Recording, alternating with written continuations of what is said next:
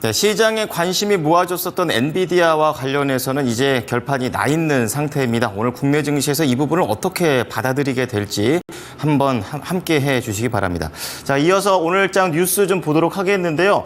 우선 현대차가 인베스터 데이를 어제 열었습니다. 관련해서 하이브리드 쪽에 무게감을 싣는다라는 그런 내용을 발표를 했는데요. 하이브리드 관련주들과 연결성이 높고요. 그리고 에스코넷과 연결된 기업이 되겠습니다. 이 아리셀과 관련된 개별적인 악재가 있습니다. 그리고 마지막으로 코로나, 다행히도 전주 대비 20% 감소하게 되면서 이제는 정점을 지났다라는 내용입니다.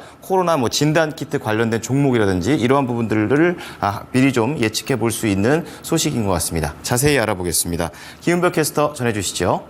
네, 어제 장마감 이후부터 개장 전까지 중요한 소식들 함께 모아봤습니다. 오늘도 6가지 소식들 준비되어 있고요. 먼저 헤드라인 통해서 만나보겠습니다. 첫 번째 소식입니다. 엔비디아 실적의 예상치를 또다시 웃돌았습니다. 하지만 너무 높았던 눈높이 탓일까요? 시간 외에서 주가는 6%까지 급락하고 있습니다. 두 번째 소식입니다. 현대차가 인베스터데이에서 중장기 전략인 현대웨이를 발표했습니다. 120조 원을 2033년까지 투자한다고 하는데 하이브리드 차종에 대한 확대 계획까지 내놨습니다. 세 번째 소식입니다. 정부가 전기차의 화재 예방을 강화합니다. 배터리를 고도화하는 데 예산을 2배로 쓰기로 결정했는데요. BMS 기술 고도화 지원 예산이 같은 기간 이 전년 동기 대비 86.5% 증액됐습니다. 네, 다음 소식입니다. 23명이 사망하게 됐던 이 화재 사건, 아리셀의 대표가 이 때문에 구속됐는데요. 구속이 된 것은 중대재해법 첫 사례라고 볼 수가 있겠는데 납기일을 맞추려 비숙련 근로자들을 제조 공정에 불법 투입했다는 의혹을 받고 있습니다. 다섯 번째 소식입니다. 보건의료노조의 총파업이 오늘 예정돼 있었는데요. 이 직전에 대부분의 곳이 노사교섭을 타결하게 됐습니다. 임금과 단체협약 교섭을 타결하게 되면서 일단 몇 가지 제시했던 사항에 대해서 합의했습니다. 마지막 소식입니다. 코로나19 입원 환자가 전주 대비 20% 넘게 감소했습니다. 여름 유행의 정점을 지났다는 분석과 더불어서 진단키트 관련 종목들이 시간 외에서 하락했습니다. 네, 오늘 이렇게 6가지 소식들 함께 준비되어 있고요. 먼저 첫 번째로 모든 시장에서 기다려왔던 엔비디아의 실적부터 함께 체크해 보시죠. 네, 아침에도 들으셨겠지만 엔비디아의 경우에는 2분기 매출액이 또다시 예상치를 크게 상회했습니다. 일단 일각에서 어닝 서프라이즈가 나오게 된다면 매출액 300억 달러를 넘을 것이다 라고 예측을 했었는데 정말로 300억 달러를 넘는 매출이 나왔고요. 5월부터 7월까지 매출액은 300억 4천만 달러를 기록했고 주당 순이익은 0.68달러를 기록하게 됐습니다. 레피니티브가 사전에 집계했던 월가의 예상치를 모두 크게 웃도는 수치가 나왔는데요. 이렇게 분기 매출이 300억 달러를 넘어선 곳은 처음이고요. 1년 전보다 122%나 급증하게 되면서 벌써 4개 분기 연속 세 자릿수대 성장을 기록하게 됐습니다.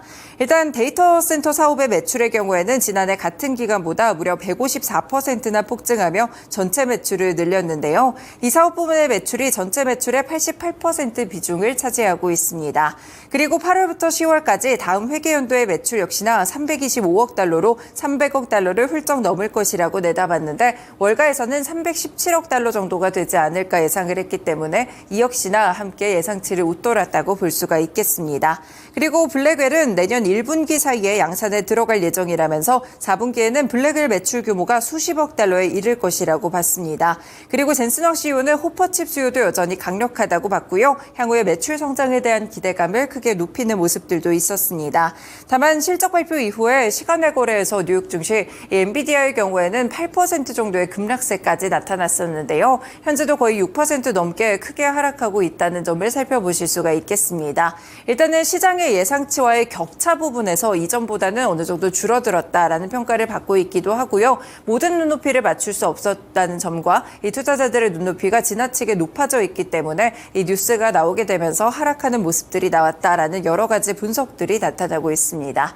네, 국내 증시에서도 여기에 영향받아 움직일 종목들 함께 전해드립니다. 삼성전자, SK하이닉스, 한미반도체, DI까지 엔비디아 HBM 라인으로 살펴보시면 되겠습니다. 네, 두 번째 소식도 역시나 국내 시장에서 상당히 중요합니다. 어제 현대차의 인베스터데이가 열렸고요. 여기서 중장기적인 전략들을 발표하게 됐는데 내용들을 꼼꼼하게 체크해 보셔야겠습니다. 이 글로벌 선도 기업으로 도약하겠다고 선언하면서 향후 10년간 120조 원이 넘는 투자 금액을 단행하게 되는데요. 2030년까지 글로벌 판매 목표는 555만 대입니다. 이 가운데 전기차는 200만 대 이상 판매하겠다는 목표를 세웠는데요. 이렇게 전기차 캐즘 속에서도 또 인기를 끌고 있는 하이브리드 역시나 7개 차종에서 14개 차종까지 크게 확대한다는 계획입니다. 이렇게 CEO 인베스트 데이에서 여러 가지 중장기 전략들이 나왔고 이름은 현대웨이라고 좀 붙였습니다. 이 현대웨이에 따르면 현대 다이너믹 캐파빌리티나 다양한 모빌리티 사업 확장을 위한 모빌리티 게임 체인저, 그리고 수소 사회 전환에 대비하기 위한 에너지 모빌라이저 같이 3대 전략들을 이번에 골자로 한다고 보실 수가 있겠습니다. 10년간 120조 5천억 원을 투자해서 현대웨이를 실행한다는 방침을 보여주고 있고요. 지금 자동차 판매뿐 아니라 하이브리드를 확대하고 EV를 판매하는 등 배터리 용량 강화와 수소 기술의 용량 강화까지 5가지 측면에서 핵심 내용들이 좀 나왔다고 살펴보실 수가 있을 것 같습니다.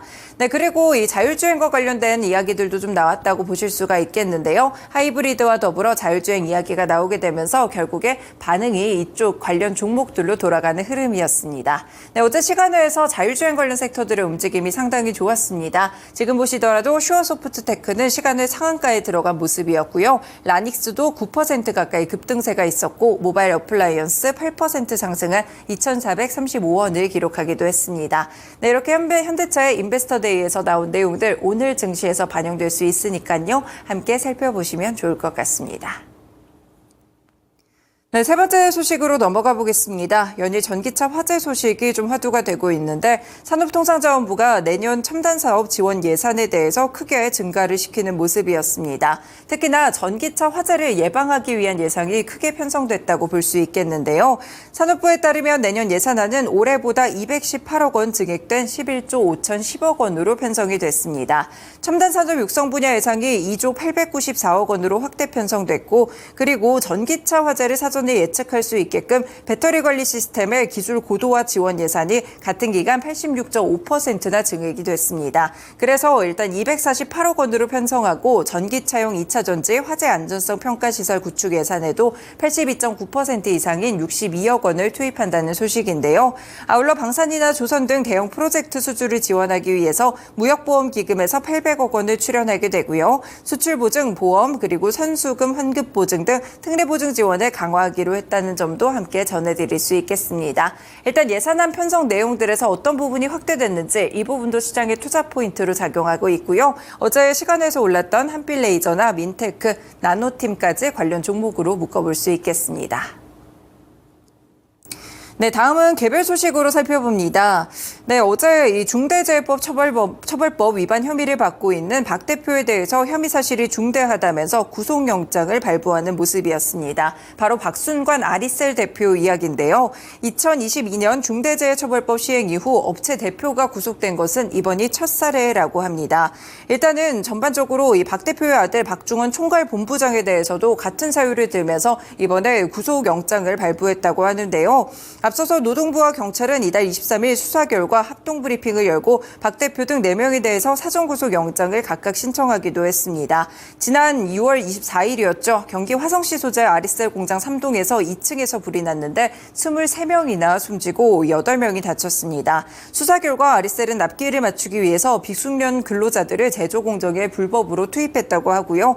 이 과정에서 발생했던 불량 전지가 폭발과 화재에 영향을 준 것으로 분석이 되고 있습니다. 그래서 이렇게 관련 소식들 좀 전해드리면서 여기서 아리셀의 모회사가 에스코넥입니다. 그래서 관련 기업까지 함께 확인해 보시면 되겠습니다.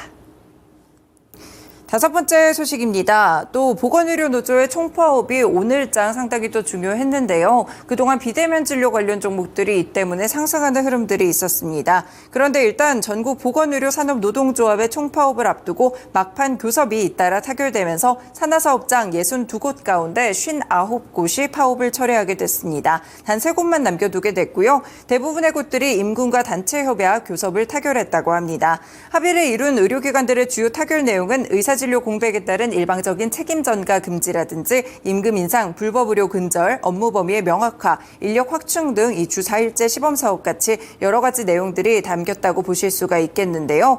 일단 노사 간 이견을 좁히지 못한 일부 병원들은 8시를 기점으로 해서 파업 출정식을 갖고 파업에 돌입을 하게 됩니다.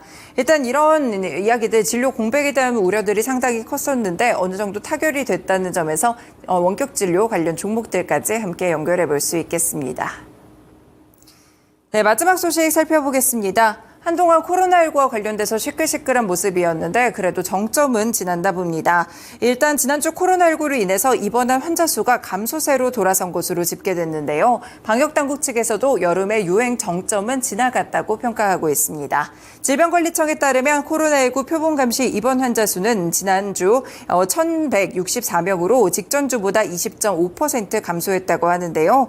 질병청에서는 올해 여름철 유행이 정점을 지나는 것으로 판단했고 발생 규모가 당초 예상했던 주간 최대 35만 명보다 훨씬 더 낮았던 20만 명 정도로 추정한다라고 설명을 했습니다. 그리고 병원체 검출률 역시나 지난해 대비 전주 대비해서 봤을 때 4.4%포인트 감소했다고 보실 수가 있겠는데요. 다만 이번 주까지 치료제에 대한 추가 물량은 도입을 한다고 합니다. 진단키트 관련 종목들 어제 시간외에서 하락했습니다. 미코바이오메드, 랩지노믹스, 수젠텍, PCL 같은 종목들 코로나19가 창궐하게 되면서 다시 한번 좀 번지는 양상 속에서 급등세를 보였는데요. 다만 이렇게 정점을 지났다는 평가와 더불어 주가의 흐름도 어제 시간외에서 꺾였다는 점 확인해 볼 수 있겠습니다.